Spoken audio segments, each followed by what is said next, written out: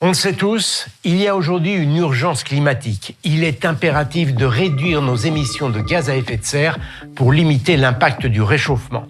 La production d'électricité peut être un levier, car à l'échelle de la planète, elle représente près de 40% de nos émissions de carbone. D'abord, un petit rappel. Pour produire de l'électricité, on fait tourner un gros aimant au centre d'une bobine de fil de cuivre, ce qu'on appelle un alternateur. La variation du champ magnétique de l'aimant met les électrons du cuivre en mouvement, c'est ce qui génère un courant électrique. Pour mettre l'aimant en rotation, le plus souvent, on chauffe de l'eau qui se transforme en vapeur. Cette vapeur entraîne une turbine reliée à l'alternateur. Dans les centrales thermiques à flamme, on brûle du charbon, du gaz ou du pétrole, des énergies dites fossiles pour produire cette vapeur. Cette combustion émet du dioxyde de carbone, le principal gaz à effet de serre responsable du réchauffement climatique.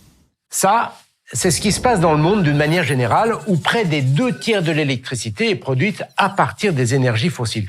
Mais pas en France. En 2018, elle ne représentait que 7,2% de l'électricité, et avec la fermeture prochaine des dernières centrales à charbon, cette part devrait encore diminuer. En fait, l'électricité française est principalement produite à partir de l'énergie nucléaire qui n'émet pas de CO2.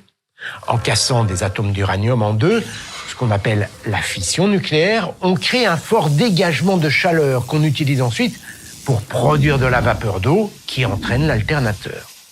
La fumée blanche que l'on voit sortir des tours n'est donc pas de la fumée. C'est un mélange de vapeur d'eau et de gouttelettes d'eau en suspension, autrement dit, un nuage. Il se forme par l'évaporation de l'eau qui a servi à refroidir la vapeur qui entraîne la turbine. Les centrales nucléaires n'émettent donc pas de CO2. Voilà pourquoi on qualifie l'électricité nucléaire de bas carbone.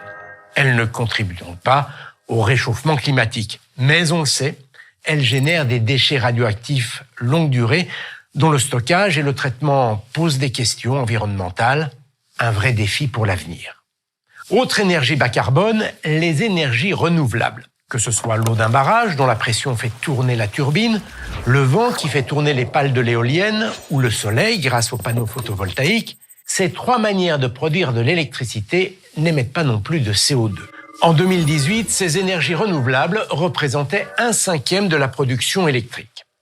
L'ensemble de ces moyens de production constitue ce que l'on appelle le mix énergétique, avec d'un côté des énergies pilotables comme le nucléaire ou l'hydroélectricité dont on peut facilement ajuster la production aux besoins d'électricité, et de l'autre des énergies intermittentes comme l'éolien et le solaire qui dépendent des facteurs météo. Ce qui n'empêche pas ces dernières d'être en pleine expansion. Ces modes de production devraient d'ici 2030 permettre à la France de produire 50% de son électricité à partir d'énergies renouvelables et une électricité 100% bas carbone.